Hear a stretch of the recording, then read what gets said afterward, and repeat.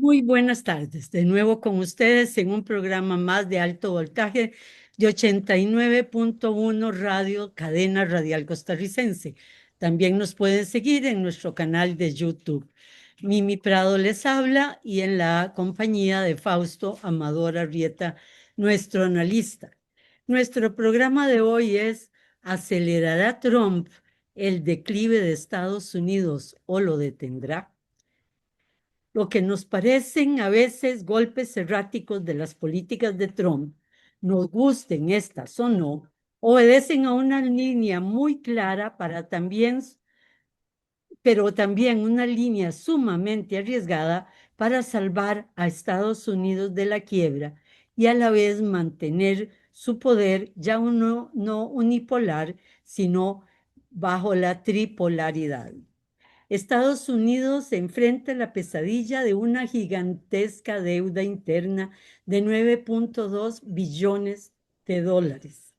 Deuda que supera el PIB junto de Alemania, Japón y España. Eh, Intereses que tiene además que pagar este año, no tengo la cifra, Fausto, pero creo que eran como 2 billones de dólares, una cantidad así Sí, absurda. como 3 billones de dólares, equivalente al presupuesto militar de los Estados Unidos y al presupuesto de Medicaid y bueno. Exactamente, solo en intereses este año. Su estrategia de enfriar la economía, enfriar el consumo, la reducción drástica del presupuesto federal, golpear los mercados, parece extrema a simple vista, incomprensible, pero es una apuesta arriesgada para evitar el colapso. Un camino duro en el que los aranceles son el instrumento que él utiliza para reducir el fuerte consumo interno y al mismo tiempo cumplir con reindustrializar el país y lograr control geopolítico. Estas son las ideas o la línea que sigue el gobierno de Trump. Que lo logre o no, ya lo veremos con Fausto a lo largo de este programa. Si su apuesta funciona, será dolorosa la enfermedad y la medicina, pero se salvará el paciente. Si hay sobredosis, podría ser terrible para este. Pero con el mundo entero, no solo el paciente sufrirá las consecuencias, el mundo entero también las sufriremos. En la parte geopolítica, Trump juega el realismo sin asomo ni ninguna careta de idealismo. No quiere guerras, no las necesitan y son costosas de mantener. Dice con claridad que Estados Unidos llevó a Ucrania a invadir, perdón, a Rusia a invadir Ucrania y que políticas de Obama y de Biden equivocadas en esta línea lanzaron a Rusia en brazos de China. Ofrece a Rusia inversiones comunes, tierras raras para Estados Unidos, gasoductos para distribuir gas, etcétera, etcétera. Pero busca además crear una cuña, ya no a la inversa de lo que hizo Kissinger, separar a China de Rusia, una cuña que por lo menos separe en alguna medida a Rusia de China. Pero lo que no toma en cuenta es que la relación Rusia-China no es táctica, sino estratégica y que eso es difícil de conseguir. La guerra en Gaza destruye no solo la imagen de Israel, sino la imagen de Estados Unidos en el mundo. Además, es muy costosa y Trump, por añadidura, necesita la inversión de los países árabes en Estados Unidos. Pero hay presiones internas enormes que le impiden terminar y negociar esa guerra. Hemos dicho muchas veces acá en este programa que es en esta guerra donde más se juega los Estados Unidos, su futuro. Además, y para complicar más el juego, Estados Unidos necesita dejar su costosa rol de policía del mundo, pero al hacerlo deja sin defensa a sus aliados desde la Guerra Fría, deja sin defensa a Europa y deja sin defensa a los países aliados del Asia. Si añadimos que también está invocando el destino manifiesto y las esferas de influencia para manejar el continente y sus alrededores, ambas teorías o ambas ideologías, producto del más preclaro imperialismo de los siglos XVIII y XIX, hace que los aliados anteriores de Trump tiemblen por los aranceles, por sus políticas imperialistas y por sus nuevas alianzas. Rompe el orden establecido y la ruptura por sí misma no es mala. Europa y Occidente requerían de un socollón. El neoliberalismo, el globalismo deberían tener una ruptura y además una revisión profunda del wokismo. No es ese el problema. Es el manejo de Trump fiable en esta ruptura. El acoso de Trump está por encima del realismo de Trump y el impulso impredecible que demuestra tantas veces está sobre sus políticas económicas. Por el momento, Trump enfrenta además muchos obstáculos al interno del sistema judicial y además ya su relación de amor con el ciudadano se ha roto. El 55% de la ciudadanía estadounidense está en su contra y tiene el apoyo irrestricto solo del 37% de la población. Y en el mundo entero se abren opciones impredecibles que no está barajando Trump.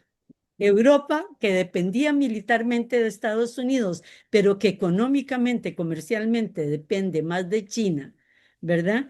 Podría juntarse y acercarse a China producto de este cambio de alianzas. La India, que juega con Estados Unidos, con Rusia y con China, ¿verdad? Sin problemas, ante políticas agresivas, estaría de acuerdo en hacer una unión comercial Rusia-China como la Unión Europea. Nadie sabe. El tablero está puesto, las piezas listas y el juego lo puso Trump en marcha. Buenas tardes, Fausto. Buenas tardes, Mimi. En efecto, con cada palabra que vos decís me saltan a la mente imágenes, ¿verdad? Hace 3 años nosotros comenzamos a acentuar en nuestras reflexiones la realidad inexorable de que estábamos viviendo un periodo de transición de épocas geopolíticas. En ese momento no eran muchas las voces que concordaban con esa visión. Ahora, en cambio, hasta los mismos protagonistas de los acontecimientos mundiales reconocen que los tiempos están cambiando. Ese podría ser el caso de Marco Rubio, secretario de Estado de Estados Unidos, quien admitió que solo Estados Unidos no podía seguir ejerciendo la hegemonía mundial. Cuando nosotros comenzamos a hablar de transición de épocas geopolíticas, le habíamos tomado la palabra a Olaf Scholz, el canciller alemán, que había acuñado un término que a mí me pareció sugestivo en el idioma alemán para describir un punto histórico de ruptura y le llamó Zeitenwende, es decir, tiempo de cambio. Y nosotros le tomamos la palabra. Estoy oyendo un ruido cada vez que hablo. No sé si me está fallando el micrófono. Yo no ¿No lo se oye? Ah, bueno. Para nosotros se trataba de cambios en las corrientes geopolíticas de fuerza, es decir, para decirlo con una imagen sugestiva, habíamos entrado en una fase de forcejeo, de movimientos tectónicos, de las placas sobre las que se asienta la estabilidad mundial. En ese conjunto de desconciertos mundiales, la guerra de Ucrania se había convertido en uno de sus más importantes catalizadores. Después del ataque de Hamas a Israel el 7 de octubre de 2023, el genocidio en Gaza se convirtió en otro de los factores desestabilizantes del mundo. Yo pienso que la llegada de Trump a la presidencia es otro de los catalizadores de los tiempos de cambio. La crisis multifacética de Estados Unidos, nacional e internacional, venía proyectando un deterioro generalizado en el que prácticamente todo el mundo está de acuerdo. Y entonces ahí se ubica la figura de Trump para detener o para acelerar ese declive. Por eso los resultados de su administración marcarán un punto central de la geopolítica mundial. La gran pregunta es si Trump detendrá el declive o si más bien lo acelerará. Con cada movida y contramovida de Trump, esa pregunta adquiere visos dramáticos, puntos de suspenso, diría yo, dignos del mejor drama de Shakespeare. Es un personaje claramente shakespeariano. El triunfo electoral de Trump expresa de una forma viva a un país que se siente herido, vulnerable. Trump capitalizó y capitaliza molestia, fastidio, incomodidad, descontento, enojo generalizado en todas las capas de la población y en todas las zonas geográficas del país. Y si logró la presidencia no fue como expresión de esperanza. Nada de eso. Trump representa el peor momento de pesimismo de Estados Unidos prácticamente en toda su historia. Porque incluso la crisis del 30 eh, resucitó rápidamente la esperanza. Su victoria contra viento y marea puede verse como una última y desesperada búsqueda de salidas improbables a crisis a todas luces irreversibles. Y entonces aparece la trascendencia internacional, universal, yo le diría, y Mimi, y no es para alabarlo ni mucho menos, histórica de Trump, porque la crisis nacional estadounidense se produce en el país que ejerce hasta ahora la hegemonía del mundo. Y en esa hegemonía, Trump está en su punto central, en su punto de eje. Incluso Piketty dice que en su punto de inflexión, el mismo Piketty. De ahí que la victoria electoral de Trump sea un hecho geopolítico del mayor alcance, porque su administración señala el momento en que en gran imperio hegemónico se agita al mismo tiempo imponente e impotente. Mira qué contradicción. Imponente e impotente ante su crisis económica, política, social, nacional y también ante su pérdida de poder internacional.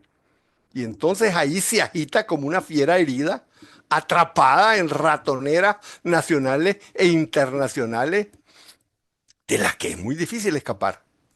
Esas trampas se condensan pues en puntos clave, dentro del país y fuera del país. No vamos a hablar de todas, hemos hablado mucho, de hecho tenemos una serie de programas uno tras otro de la crisis de Estados Unidos. Pero vamos a condensarla en puntos clave, dentro del país y fuera del país. Dentro del país, todo se concentra en crisis fiscal y financiera, que vos mencionaste, gravísima. Fuera del país, toda su impotencia se expresa en dos guerras, en Ucrania y en Gaza. Trump llega en la fase histórica de redefinición de los espacios de poder de Estados Unidos. Trump representa su momento de repliegue, un momento peligrosísimo en cualquier guerra para cualquier ejército. El punto de inflexión, de tránsito, de paso de su dominación hegemónica unipolar a formas aún no definidas. En esa transición el planeta arriesga gigantescas turbulencias, agitaciones, perturbaciones de todo tipo, antes de que se consolide un nuevo orden mundial que nosotros le llamamos multipolar, pero que puede ser cualquier cosa, porque jamás se ha visto en la historia que un poder dominante simplemente abandone la escena y deje su protagonismo sin provocar tremendos disturbios sobre el tablado del escenario mundial. Yo me recuerdo a Trajano, a Adriano en el Imperio Romano, que dijo, es el momento de repliegue y hizo una columna larga en la mitad de Inglaterra y dijo, hasta aquí llegamos, no pasamos de aquí. Bueno, en eso estamos, en tratar de escudriñar el sentido y la fuerza de los vientos que se agitan antes de que podamos dilucidar si la presidencia de Trump significará un respiro al declive evidente del poder de Estados Unidos, si significará a lo mejor un segundo aire, Dios no lo quiera, o más bien si la presidencia de Trump acelerará su decadencia. La condición fundamental para que Trump pudiera revertir el declive nacional e internacional de Estados Unidos sería que pudiera entender las raíces de sus problemas y tuviera la fortaleza de emprender las políticas radicales que contrarresten la fuerza que debilitan el poder estadounidense. Lo que pasa es que él representa las fuerzas que han puesto al país en el lugar en que está. Exactamente. Piketty, un analista francés, dice que Estados Unidos está perdiendo el control tanto de su economía como del mundo. Y dice Piketty que eso representa un enorme peligro internacional. Y hablando de temas económicos, dice Alessio Marchiona, dice que Trump será una gran y hermosa catástrofe para la economía estadounidense. Lo dice en el lenguaje de Trump, una gran y hermosa, big and beautiful, una gran y hermosa catástrofe. Estados Unidos tiene tres grandes problemas estructurales: una deuda pública gigantesca que crece año tras año, un déficit comercial centrado en la desindustrialización de Estados Unidos y un sistema fallido y decadente de compensación de la inseguridad social de su ciudadanía. Entonces, ¿qué hace Trump para enfrentar esa problemática? Lo que voy a decir es que la profundiza, la hace más grave, no la resuelve. Desde el punto de vista fiscal, Trump está haciendo exactamente lo contrario de lo que sería necesario para resolver los problemas del endeudamiento público y los descontentos provocados por la inseguridad social de su población. Increíble, pero cierto. Trump está en proceso de aprobar una ley de presupuesto, de firmar, ya la pasaron por la Cámara de Representantes, está en el Senado, que él llamó gran y hermoso proyecto de ley, Big and Beautiful, que es la promesa segura de una profundización de la crisis fiscal. Los componentes de la política fiscal de Trump son tres: la mayor disminución de impuestos para los más ricos de la historia de los Estados Unidos, la mayor disminución del gasto social también de toda la historia y el mayor recorte a la protección ambiental. Junto a esas disminuciones de gasto están aumentos de gastos militares y de contención de la inmigración. 50.000 millones destina a completar el famoso muro de Trump. Se disminuye el presupuesto de salud y de educación. Se aumentan los impuestos a las universidades. Se disminuye el presupuesto de ayuda educativa. Se excluye de los beneficios de ayuda social a todos los extranjeros, incluso con residencia legal. En fin, agrava los problemas sociales, agrava los problemas fiscales y agrava los problemas ambientales. Y de Pero aparte, investigación que se hace en las universidades y en la que China está invirtiendo lo que invierte, y ahí sufre. También se hacen gretas. pero Eh, mira, si lo que acaba de hacer es fantástico. Hace 3 o 4 días eliminó el derecho que tenía la Universidad de Harvard de la admisión de extranjeros. Y dice que todos los extranjeros pierden su derecho a estar en los Estados Unidos si dentro de 3 meses no han encontrado otra universidad que los acepta. A todos los extranjeros de la Universidad de Harvard. En Harvard, si algo ha beneficiado a Estados Unidos es en el robo de cerebros, y pongo la palabra robo porque da educación de primera y se deja los cerebros más grandes de todo el mundo produciendo para Estados Unidos. Y eso es lo que está eliminando. Hay gente que se está yendo voluntariamente de las universidades. Sí, sí. Pero aparte de los elementos socioeconómicos, el presupuesto de Trump tiene poderosos impactos en el debilitamiento internacional de Estados Unidos, porque aparte de elevar el techo de la deuda en 4 billones de dólares, aumenta lo que cada año se debe pagar en intereses, como vos decías, y eso provoca una erosión en la confianza de Estados Unidos, lo que crea un círculo vicioso imparable. Menor confianza en Estados Unidos produce reducción de flujos de capital del exterior a Estados Unidos. Y la reducción de capitales exteriores hace más grave el déficit fiscal. Y el agravamiento del déficit fiscal crea menor confianza en Estados Unidos. Eso disminuye los flujos de inversión y el déficit aumenta. Y podría seguir toda la conferencia diciendo que entró en un círculo vicioso imparable. Eso ha hecho que la agencia Moody rebaje la calificación de fiabilidad de la deuda de Estados Unidos por primera vez desde 1919. Los principales economistas aseguran que Trump está profundizando, no solucionando, el aspecto fiscal de la crisis de Estados Unidos. Hay un economista canadiense que dice que las crisis economistas se cuecen a fuego lento y tardan en llegar, pero que cuando llegan el incendio es muy rápido, mucho más rápido de lo que casi siempre uno pudiera haberse imaginado. Piketty también concuerda con nuestro análisis y dice que Trump significa un punto de inflexión. Y añade, aquí voy a leer a Piketty. Si los trompistas están siguiendo políticas tan brutales y desesperadas, es porque no saben cómo reaccionar ante el debilitamiento económico del país. Y analizando las tarifas de Trump, Piketty dice que Trump es básicamente un líder colonial torcido y a destiempo, porque quiere que el mundo financie sus déficits fiscales con las tarifas, como en antaño las colonias financiaban los déficits presupuestarios de las metrópolis. Pero Piketty recuerda que el poder estadounidense ya está en declive y ya no son los tiempos propicios para ese tipo de colonialismo brutal y desenfrenado. Porque cuando vos, ahí te iba a interrumpir, pero no quise hacerlo, cuando vos mencionabas el imperio, en realidad es el imperio colonial, no es el imperio moderno, no es el imperio de la época leninista. Del siglo XIX y principios del XX. Ese, Así es. Sí, pero cuando vos hablaste del siglo XVIII le pusiste imperio y en esa es la fase de imperio colonial.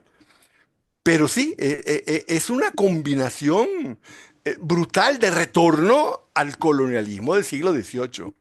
Pero eso no resuelve la conciencia catastrófica que comienza a acentuarse.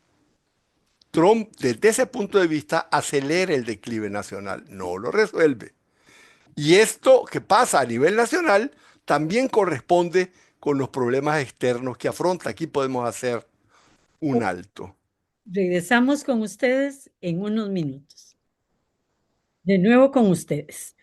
Terminando, Fausto, el análisis de la situación interna de los Estados Unidos, entramos, Fausto, a la parte de guerra de Ucrania, las dos grandes puntos de inflexión que hay a nivel geopolítico para uno de los grandes en el mundo. Claro, sí, efectivamente, la guerra de Ucrania es una guerra entre Estados Unidos y Rusia con sangre rusa y ucraniana. En resumen, Rusia está ganando la guerra. Trump representó una ruptura con relación a la política de Biden en el sentido que comenzó a establecer conversaciones directas con Putin para establecer negociaciones conducentes a terminar esa guerra. Pero se mueve en medio de arenas movedizas, en un pantano. La Unión Europea tiene una posición abierta, opuesta a terminar la guerra. En Estados Unidos hay muchas fuerzas económicas, políticas y de todo tipo interesadas en que esa guerra no termine. Y entonces Trump se ve obligado a manejar una increíble inverosímil, absurda doble línea de representación diplomática. Tiene un equipo personal, no es un equipo, es una persona. Su amigo Steve Witkoff que da un paso para adelante, pero también tiene otro equipo, el oficial neocon, dirigido por Kit Kellogg y posiblemente todo el equipo del Departamento de Estado, que dan un paso para atrás. Y entonces Trump se bambolea entre los dos. Los más importantes observadores internacionales, eh, ¿cómo te diría? Piensan que la situación actual es insostenible. Muchos creen que, que Trump se ve obligado a, a resolver el problema de la guerra, pero al mismo tiempo no puede hacerlo. Al mismo tiempo está atrapado, está en medio de una maraña de la que es difícil saltarse. Y entonces, los más importantes observadores internacionales dicen que la guerra de Ucrania parece más bien un teatro que terminará resolviéndose en el campo de batalla. ¿Quién sabe cuándo? ¿Quién sabe cómo? Uno de Y los militares dicen, no pronto, no lejos, es decir, algunos se atreven a decir 2 años hasta la rendición total de Ucrania. Fausto, ya hay algunas voces dentro de Ucrania pidiendo la rendición, porque sienten que solo va a haber muertos de por medio. así es, pero las voces que salen no cambian el hecho de que quienes detentan realmente el poder en Ucrania es un grupo neonazi bastante consolidado y el respaldo bastante manifiesto de todo el aparato de inteligencia británico. Al llegar a la Casa Blanca, dice Alessandro Orsini que Trump tenía entre sí tres opciones. La primera era la paz en pocos días, que se sabía que era Imposible. imposible. La segunda era pedir al Congreso los 110.000 millones de dólares que estaban pedidos desde la época de Biden. Eso habría significado, en una situación fiscal grave, tirar más recursos a la basura, porque esa guerra no la puede ganar. Entonces, la tercera opción que tenía era quedarse de brazos cruzados detrás del teatro de las negociaciones, viendo cómo Ucrania se derrumba. Orsini piensa que en realidad esa era la mejor opción, que no tiene otra opción. Quedó pues el teatro cuidadosamente montado. Los menos realistas creen que la guerra terminará haciendo que Trump pierda la paciencia e incremente sanciones a Putin. Pero eso es una fantasía, porque en realidad, incluso si incrementara las sanciones, Nada Trump sirve. sí, además necesita una reconciliación con Rusia, no agravar distancias. Sería una trampa.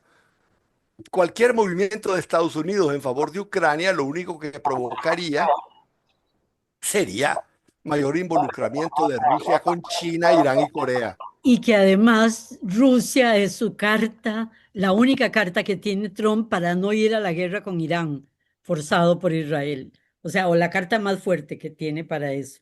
O sea, más allá de otras necesidades. Así es, así es. Entonces, eso hace que le convenga menos que perder una guerra que de todas maneras tiene perdida. Entonces le queda, bueno, cuando nosotros hablamos de ganar, ganar, aquí a Trump le queda perder más o perder menos. Trump quiere perder menos, Europa quiere perder más. Y Putin continúa simplemente su plan militar en una situación en que el lado de Rusia es cada vez más fuerte. Por otra parte, la guerra de Ucrania reveló elementos extraordinarios de debilidad propiamente militar de Estados Unidos. Enormes. El primero fue la superioridad del instrumental bélico operacional de Rusia. Rusia demostró superioridad industrial bélica. Y eso se explica por el fallido modelo del complejo militar industrial de Estados Unidos, basado en condiciones monopólicas de producción. Ahí las empresas privadas producen material bélico sin competencia de mercado y como resultado ofrecen equipo de muchísimo mayor costo por unidad producida y con menor eficiencia operativa. Así, por ejemplo, a pesar de los miles de millones de contratos que ha hecho Estados Unidos para que desarrollen proyectiles balísticos ultrasónicos, no lo han logrado. Rusia, en cambio, tiene más de 4 diferentes sistemas ultrasónicos de alta precisión, además del formidable cohete Aryashnik. Y luego están los costos. ¿En qué se basa? ¿En qué se puede basar una empresa estadounidense monopolística para asignar el precio de un obús de artillería? Es un mercado monopólico cautivo, cobra lo que les da la gana, no tienen competencia Con la alguna. inteligencia artificial, la competencia entre Estados Unidos y China, los precios, ¿ya? Así es, exactamente, lo has dicho. Un obús de 155 milímetros ruso cuesta en Rusia 80% o menos que el mismo obús producido por la industria privada monopolística de Estados Unidos. Así como se oye, 80% menos. Eso no es una Nvidia superioridad era miles, ¿verdad? De costo mayor Nvidia que el invento en el garaje de los jóvenes chinos. del deep. Sí, sí, claro. Sí, sí. Eso señala no una superioridad tecnológica rusa, sino las deficiencias inherentes al modelo industrial monopolístico privado de Estados Unidos. Porque te voy a decir que Nvidia funciona en un mercado abierto, en un mercado que efectivamente se congregan y terminan siendo monopólicos, pero funcionan en el mercado. La industria, el complejo militar e industrial de los Estados Unidos no funciona así. Lo que lleva a otro factor que revela esta guerra. La desindustrialización de Estados Unidos también ha disminuido las capacidades industriales de su complejo militar. Entonces, Rusia ha revelado que tiene una superioridad militar portentosa en el campo de batalla. Eso marca, por primera vez desde la caída del muro de Berlín, la desaparición de la superioridad hegemónica bélica convencional de Estados Unidos. El número de ejército entrenado también es una diferencia enorme y no has contado la diferencia que está mostrando en estos momentos, ya que lo sacó a luz pública los chinos en lo militar. Así es, así es. Eso se reveló ampliamente en el enfrentamiento entre India Pakistán. y Pakistán, en donde obviamente el equipo occidental no le sostuvo una batalla aérea al equipo chino. Pero no nos salgamos de lo que estábamos discutiendo. ¿Qué puede hacer Trump para revertir el debilitamiento del declive de su complejo militar industrial? Su crisis fiscal no le permite invertir más bien al revés, tiene que replegarse. Y eso lo quiere hacer obligando a la Unión Europea a invertir en la industria militar de los Estados Unidos. También quiere disminuir los costos de mantenimiento de 275 bases y emplazamientos militares en Europa sin necesidad ni provecho, con cuarteles, depósitos de munición, centros de apoyo logístico, hangares, mantenidos por más de 100.000 soldados desplazados en Europa, financiados por Estados Unidos. Debe replegarse. Pero ¿cómo hacerlo en medio de una guerra en Ucrania que está perdida, pero que no puede permitir que se pierda tan brutalmente. Está empantanado. Y bueno, el otro conflicto sostenido por Estados Unidos se desarrolla en Oriente Medio, donde Israel, armado por Estados Unidos, continúa sus ataques contra la población civil de la Franja de Gaza.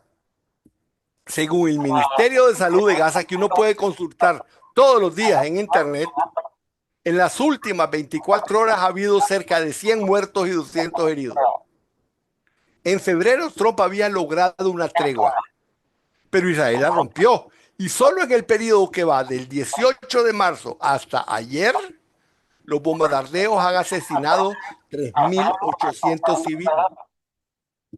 Y esas muertes se suman al número de civiles muertos y heridos desde el comienzo de la guerra y la cifra oficial que llega, la oficial, ¿no? Los cálculos que realiza la Universidad de los Estados Unidos, es más de 53.000 personas muertas y 130.000 heridos. Pero cifras de analistas militares de Europa y de algunos grupos de análisis y de organizaciones que hablan de 240.000 como mínimo. Sí, en realidad está la universidad, está John Hopkins, que hizo toda una investigación, y esa cifra de esa investigación es hace 6 meses. 6 meses, exacto. Pero no hay que confundirse, con cada bomba asesina Israel no se fortalece, sino que se debilita, y en el proceso deteriora profundamente el poder blando de los Estados Unidos, perjudica los intereses geopolíticos del país que apadrina ese genocidio, que también ahora está bajo el liderazgo de Trump. Por eso no es posible creer que pueda sostenerse a largo plazo ni en los Estados Unidos ni en Europa el descarado financiamiento político permanente e implacable de esa carnicería. Aquí me voy a meter en lo que Marco Travaglio llamó una trastocación conceptual entre los conceptos de bajas militares y víctimas colaterales. Dice Travaglio que normalmente el objetivo de las acciones militares es producir bajas entre las tropas enemigas y que en esas acciones ocurren inevitablemente víctimas civiles que se llaman colaterales. Son los conceptos normales de bajas militares y víctimas civiles colaterales. Eso dice Travaglio, no es lo que ocurre en la guerra de Israel en Gaza. En Gaza, Israel está teniendo como objetivo de sus acciones militares producir víctimas civiles. Y como es lógico, también mueren soldados de Hamas, protegidos bajo los túneles de Gaza, caen como víctimas colaterales de los ataques israelitas contra la población civil. Ok. Un dato muestra la realidad de esta afirmación de Travaglio. El número de combatientes de Hamas cuando comenzó la guerra se estimaba en 40.000 soldados. El número de combatientes estimados actualmente, bueno, después de tanta guerra, son 40.000 soldados. O sea, prácticamente tienen un reemplazo inmediato entre la población que dice antes de que me sigan matando, sin hacer nada. Me sumo, me defiendo. No, pero además del genocidio está el crimen de guerra, o sea, ya de matar de hambre a la población más débil, los niños, ¿verdad? En primera instancia. Claro, como consecuencia, Trump necesita que termine la masacre de Gaza. Y desde el propio Estados Unidos se encuentra en otra trampa. A Trump le convendría distanciarse del lobby judío que respalde el genocidio. Le convendría detener la masacre, pero no puede hacerlo porque se le oponen los legisladores de ambos partidos, cuyas carreras y cuyo futuro dependen enteramente del financiamiento que reciben en cada elección del lobby judío. Así que Trump se encuentra como en Ucrania, atrapada En en Pampa. su propio pantano. Y entonces así fue que Trump voló a la península arábiga, buscando inversiones personales y políticas propias y nacionales, para buscar otra forma de crear inversiones productivas en Estados Unidos, favorecer la reindustrialización, aumentar los ingresos fiscales, aminorar el peso de su deuda política, digo, pública. Trump sabía que los sátrapas petroleros no tienen eh, mucho aprecio por los palestinos, pero tienen la necesidad política de salvar la cara ante la opinión pública de cada uno de sus países. Así que los magnates de la península no pueden simplemente hacer negocio con un Trump que apoye abiertamente a Netanyahu. Por eso Trump partió a la península arábica haciendo gestos de cambio. Fue así que en el contexto de buscar inversiones de las potencias petroleras, se vio obligado a tomar distancias de Netanyahu, por lo menos en las apariencias. Para comenzar, había destituido a Mike Waltz, su consejero de Seguridad Nacional, cuando descubrió que hacía planes con Netanyahu a espaldas de Trump para atacar Irán. Más bien, invitó a Irán, lo habíamos dicho la vez pasada, a la Casa Blanca para decirle delante de todo mundo que no atacaría a Irán, y después anunció la posibilidad de un acuerdo con Irán permitiendo que continúe con su programa nuclear, y eso está vivo. Esas negociaciones están en pleno desarrollo. Ya en su viaje lo primero que hizo fue no ir a Israel. Después aceptó darle transferencia tecnológica nuclear a Arabia Saudita sin ponerle como condición que reconociera a Israel.